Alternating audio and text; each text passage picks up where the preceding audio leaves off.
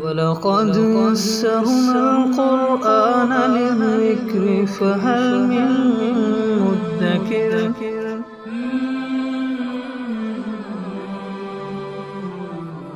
سورۃ البقرہ آیت نمبر 163۔ اعوذ باللہ من الشیطان الرجیم، بسم اللہ الرحمن الرحیم۔ وَإِلَٰهُكُمْ إِلَٰهٌ وَاحِدٌ لا الہ الا هو الرحمن الرحیم۔ اور تمہارا الہ ایک ہی الہ ہے، الہ واحد، اور ہر ایک اعتبار سے وہ ایک ہے، یکتا ہے، تنہا ہے، ذات میں بھی صفات میں بھی۔ اس کا کوئی مثل نہیں، اس کی کوئی نظیر نہیں، اس کی کوئی شبیہ نہیں، اس کا کوئی ہمسر نہیں، اس کے کوئی مقابلے کا نہیں، اور اس کے کوئی برابر کا نہیں۔ الہ واحد، اس اعتبار سے بھی وہ اکیلا ہے، یکتا ہے، اور اس کا کوئی جز نہیں، وہ ذو اجزاء نہیں، اجزاء سے پاک۔ تو اس اعتبار سے بھی وحدہ لا شریک، جب اکیلا ہے اور یہ سارے اس کے قدرت کے مظاہر اور مناظر ہیں جس کو دیکھ کر ہم اس کی ذات کو پہچان سکتے ہیں، تو پھر مستحق عبادت بھی وہ تنہا ہے۔ جب اس کے ساتھ ان سارے کاموں میں کوئی شریک نہیں تو عبادت میں بھی کوئی اس کا کوئی شریک نہیں۔ اور آگے اگلی آیت میں اللہ تعالیٰ نے ان مناظر اور مظاہر کو بیان کیا جو ہر پڑھا لکھا ان پڑھ، ہر دیہاتی شہری، ہر زمانے کا انسان جن کو دیکھ کر ان سے اپنے رب کو پہچان سکتا ہے۔ اور وہ شب و روز ہم لوگ دیکھ رہے ہیں، اور یہی وجہ ہے، شب و روز دیکھنے کی وجہ سے ہم لوگ ان چیزوں کے عادی ہو گئے ہیں، اور کبھی توجہ جاتی نہیں ہے کہ یہ کتنا بڑا مظہر ہے اور کتنی بڑی دلیل ہے اللہ کی قدرت پر، اس کے وحدہ لا شریک ہونے، وہ ہم اس کے عادی ہو گئے۔ لہذا ارشاد فرمایا، ان فی خلق السماوات والارض، یقیناً آسمانوں اور زمین کے پیدا کرنے میں۔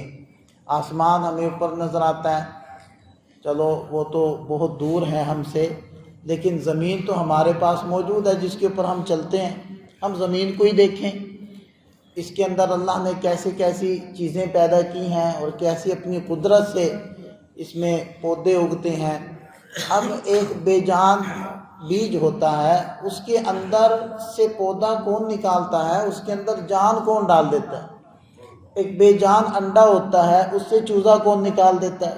دیکھیں نا، اس کے اندر جان پیدا ہو جاتی ہے۔ یہ تو بالکل ہماری آنکھوں کے سامنے ہوتا ہے۔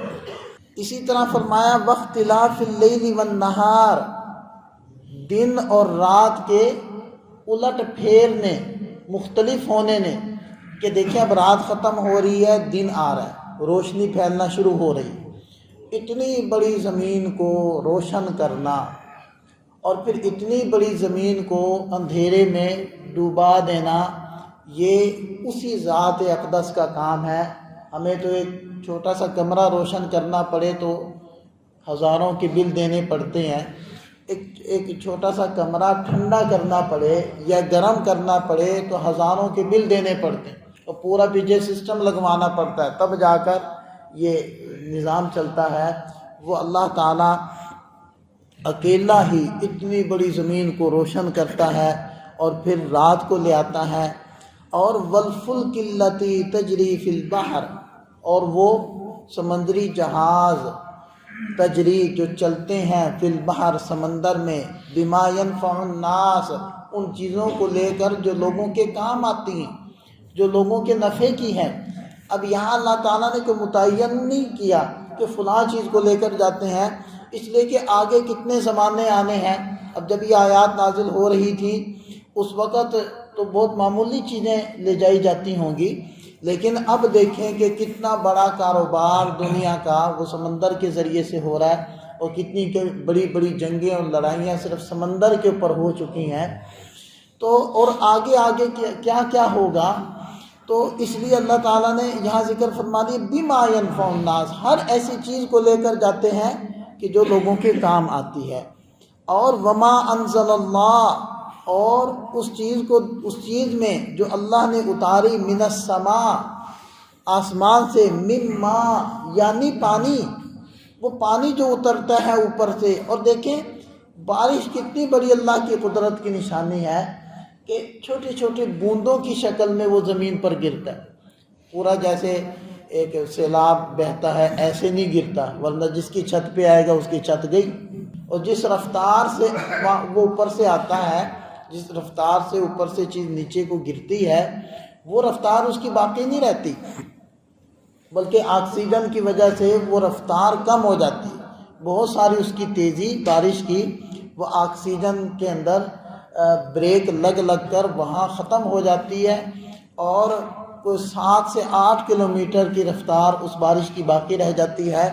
اگر وہ اسی رفتار سے نیچے آئے جس رفتار سے بلندی سے نیچے چیزیں گرتی ہیں، تو پھر تو وہ ہماری چھتوں کو پھاڑ دے، جس سر پہ لگے اس کو پھاڑ کر رکھ دے، ہر چیز کو نیست و نابود کر دے۔ تو یہ بارش کتنے بڑی اس کی قدرت کی علامت ہے۔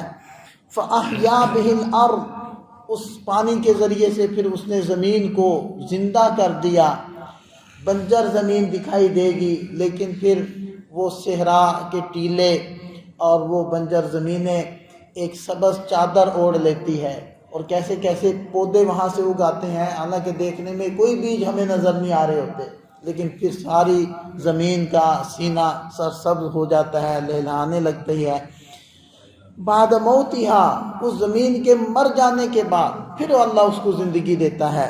وبث فیہا من کل دابہ، اور اس زمین میں ہر قسم کا حیوان، درند چرند پرند اللہ نے پھیلائے ہیں، حشرات الارض پیدا کیے ہیں، ایسی ایسی مخلوقات پیدا کی ہیں کہ انسان حیران ہے۔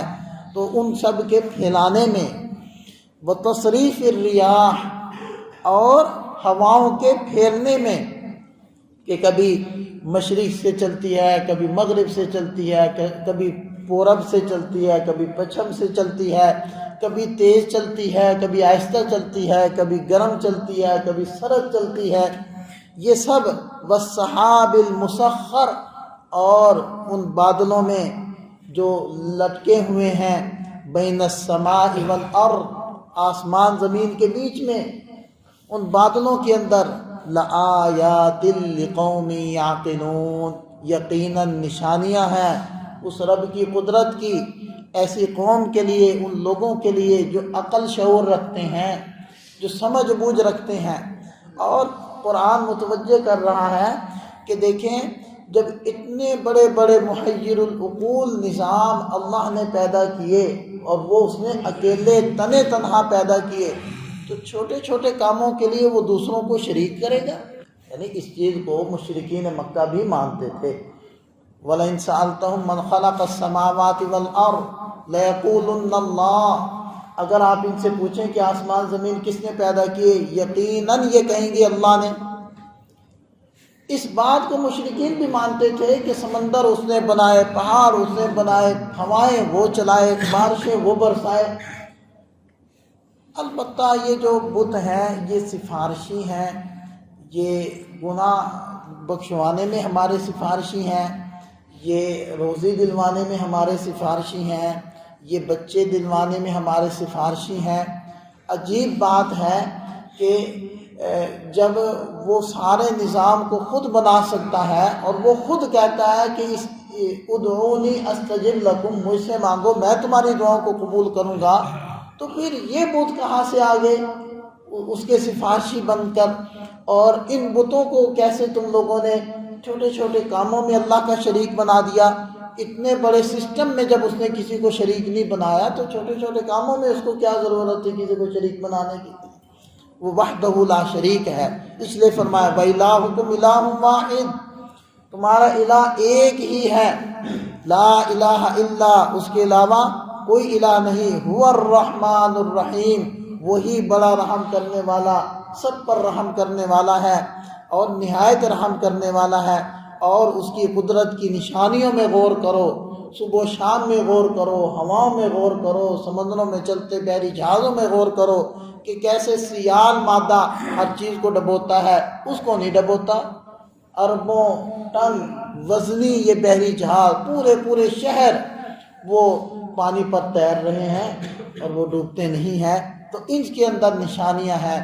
اور لو کان فیہما آلہۃ الا اللہ لفسدتا، اگر اللہ کے علاوہ کئی خدا ہوتے، ایک خدا نہ ہوتا، کئی خدا ہوتے، تو یہ سارے نقشے میں فساد ہو جاتا۔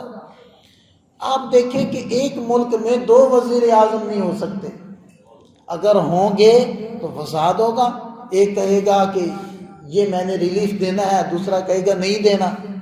ایک صوبے کے اندر 2 گورنر نہیں ہو سکتے، ایک ادارے کے اندر 2 پرنسپل یا 2 محتمم نہیں ہو سکتے، ایک علاقے میں 2 وڈیرے چودھری نہیں ہو سکتے، وہ ٹکرائیں گے۔ ایک سیٹ پر 2 بندے کبھی بھی نہیں ہوں گے۔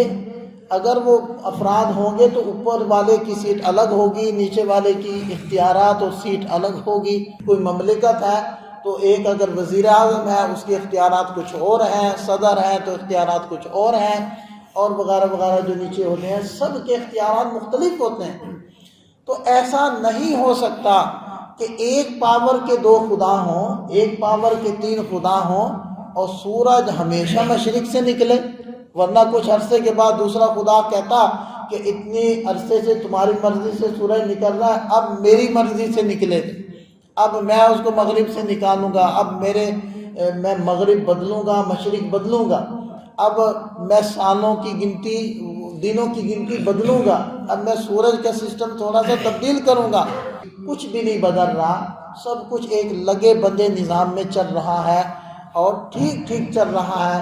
یہ علامت ہے اس بات کی کہ اس کا چلانے والا، بنانے والا ایک ہے، اور چونکہ وہ اکیلا ہے اس لیے عبادت کے لائق بھی وہ اکیلا ہے۔